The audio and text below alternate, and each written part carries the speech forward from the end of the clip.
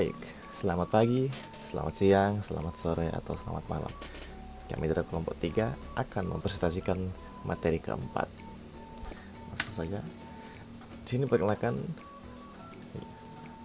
anggota dari kelompok 3, yaitu ada Filemon Makaenas dengan NIM 22024140, dan saya sendiri dengan Prananta dengan NIM 22024151, dan yang terakhir ada Vigo Siwi dengan NIM 22024142.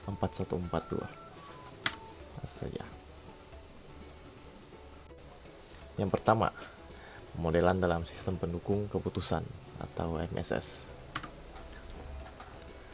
Model statik atau analisis regresi. Sini penggunaan model seperti analisis regresi digunakan untuk mengidentifikasikan hubungan antara variabel. Misalnya model ini digunakan untuk memprediksi output berdasarkan input sebelumnya, seperti memprediksi penjualan berdasarkan faktor iklan, harga, atau tren ekonomi. Fungsi dalam DSS regresi biasanya sudah tersedia sebagai pre-program atau sudah built-in dalam software DSS untuk membantu pengambilan keputusan berbasis data. Lanjut. 2. Model finansial. Penggunaan model finansial membantu dalam membuat laporan keuangan seperti proyeksi pendapatan dan beban untuk beberapa tahun ke depan. Untuk karakteristik model ini semi terstruktur dan sering ditulis dalam bahasa pemrograman khusus DSS. Salah satunya ada IFPS atau kepanjangannya Interactive Financial Planning System yang direncanakan untuk membantu dalam perencanaan keuangan perusahaan.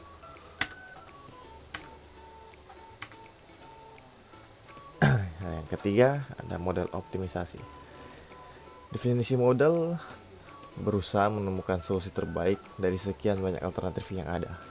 Dalam DSS, model ini biasanya diterapkan untuk masalah alokasi sumber daya yang terbatas seperti waktu, tenaga kerja, modal, dan lainnya.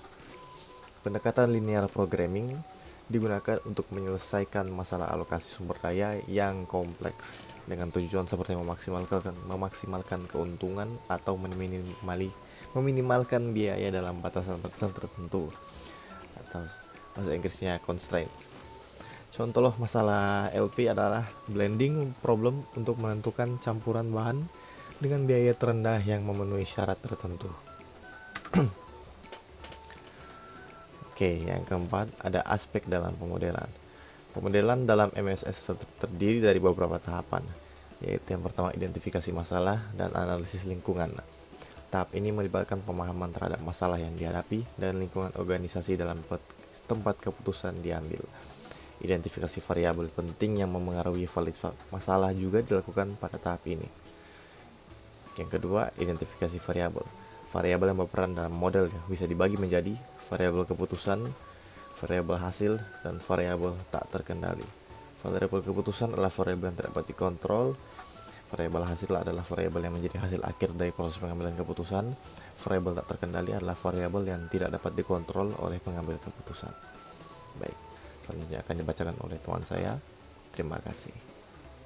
Kita masuk pada berbagai jenis model dalam MSS.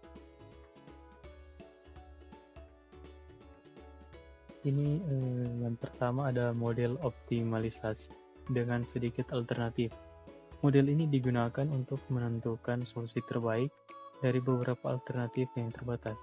Contohnya adalah tabel keputusan atau pohon keputusan. Yang kedua, model optimalisasi melalui algoritma digunakan untuk mengatasi masalah dengan banyak alternatif menggunakan pendekatan linear programming atau model jaringan. Kemudian simulasi. Yang ketiga, simulasi digunakan ketika situasi terlalu kompleks untuk diselesaikan dengan metode optimasi murni. Simulasi memungkinkan eksperimen dengan berbagai alternatif untuk menemukan solusi terbaik. Yang keempat, model heuristik. Heuristik menggunakan aturan praktis untuk menemukan solusi yang cukup baik dengan cepat, terutama dalam masalah yang sangat kompleks dan waktu komputasi yang terbatas. Kita masuk ke yang keenam, model statis dan dinamis. Sini terdapat beberapa contoh. Yang pertama, model statis digunakan ketika situasi yang dianalisis hanya mencakup satu kejadian pada satu interval waktu. Kemudian sini ada contohnya, yaitu analisis pendapatan tahunan. Kemudian model dinamis digunakan untuk memodelkan situasi yang berubah seiring waktu.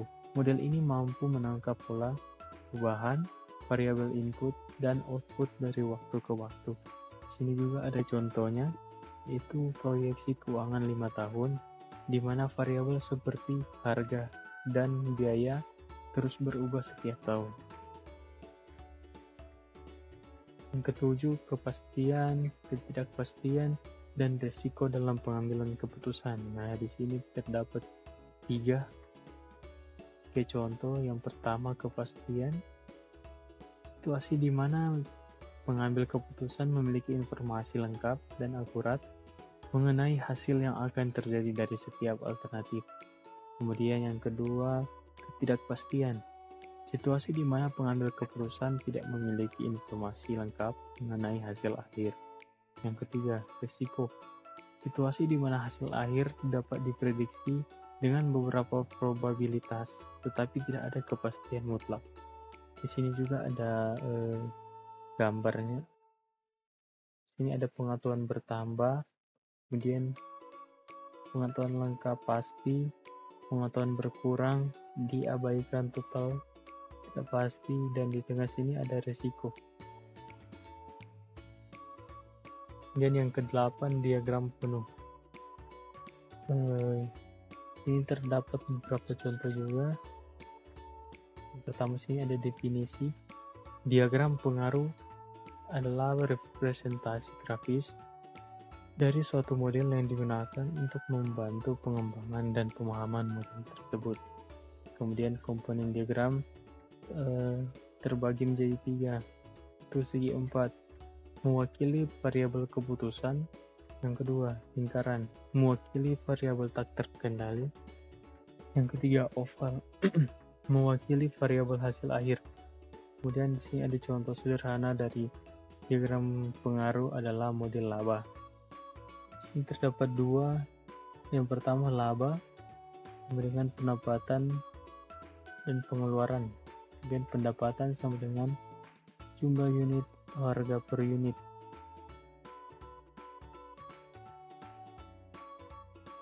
Kemudian kita masuk ke 9, analisis keputusan dengan sedikit alternatif. Ini ada tabel kondisi alamnya, alamaya, atau variabel tidak dapat dikontrol. Ini ada tabel alternatif, pertumbuhan kuat, stagnasi, dan inflasi. Ini bisa dilihat ada obligasi 12.0, 6.0, 3.0, kemudian saham 15.0, 3.0, dan inflasi minus 2.0, kemudian CD 6,6.5, 6.5, inflasi 6.5. Ini ada penjelasannya. Tabel keputusan, tabel yang menyusun alternatif solusi berdasarkan kondisi yang berbeda. Contohnya, seorang investor dapat melihat hasil dari berbagai instrumen investasi, atau saham, obligasi, atau deposito berdasar. Contohnya, kan kondisi ekonomi yang berbeda, atau pertumbuhan kuat, stagnan, atau menurun. Kemudian, pohon keputusan. Alternatif dari tabel keputusan yang memberikan representasi grafis masalah, serta lebih cocok digunakan untuk situasi yang lebih kompleks, atau ketika keputusan dibuat dalam beberapa tahapan. Perkenalkan, saya Filemon Makenas dan saya akan melanjutkan materi AI kami. 10. Optimasi dengan pemrograman matematis. 1. Decision variable, yaitu variabel-variabel keputusan yang akan dioptimalkan. 2. Objective function, yaitu fungsi yang ingin dimaksimalkan atau diminimalkan, misalnya biaya total atau laba. 3. Constraint adalah batasan-batasan yang mengatur alokasi sumber daya, seperti anggaran atau kapasitas. Ini adalah gambar contohnya.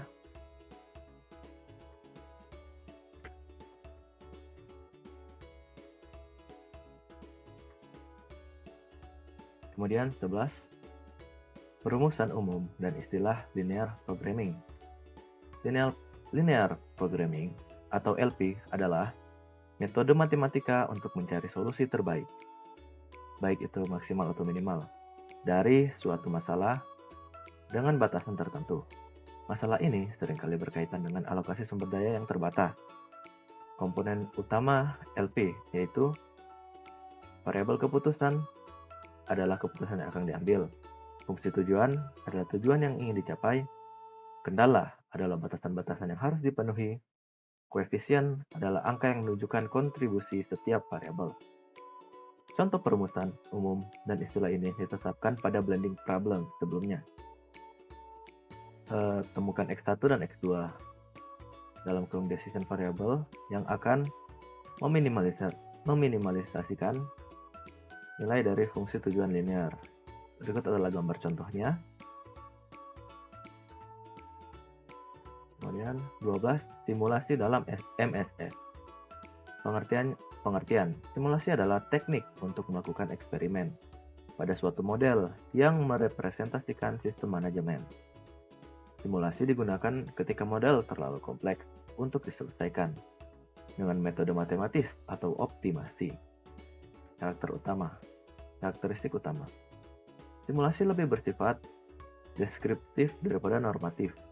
Artinya, simulasi tidak mencari solusi optimal, melainkan memberikan gambaran tentang bagaimana sistem bekerja di berbagai kondisi. Kemudian, digunakan untuk melakukan percobaan what if, di mana pengambilan keputusan dapat menguji berbagai skenario untuk melihat hasil yang memungkinkan. Kemudian 13. Keuntungan simulasi. 1. Fleksibel. Mudah diterapkan dan dapat menangani hubungan yang kompleks antar variabel. 2. What if analysis, yaitu memungkinkan eksperimen dengan berbagai skenario untuk melihat dampaknya pada variabel output. 3. Cocok untuk masalah kompleks, yaitu membantu menyelesaikan masalah yang sulit dipecahkan dengan metode matematis biasa. 14. Kerugian simulasi. Yang pertama, tidak menjamin solusi optimal karena hanya memberikan solusi yang cukup baik atau mendekati optimal. Kedua, waktu dan biaya. Membangun model simulasi sering memerlukan waktu dan biaya yang tidak sedikit. 15. Pemrograman heuristik. 1. Definisi. Heuristik adalah pendekatan yang menggunakan aturan praktis atau rule of thumb untuk menemukan solusi yang cukup baik dalam masalah yang terlalu kompleks untuk diselesaikan dengan optimasi murni. 2. Keuntungan heuristik. Heuristik memungkinkan pemecahan masalah dengan lebih cepat karena tidak perlu menghitung solusi optimal secara keseluruhan. 3. Kapan digunakan?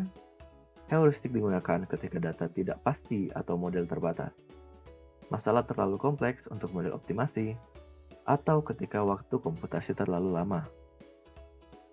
Kesimpulan, pemodelan merupakan bagian utama dari DSS dan mencakup berbagai metode seperti optimasi, simulasi, dan heuristik.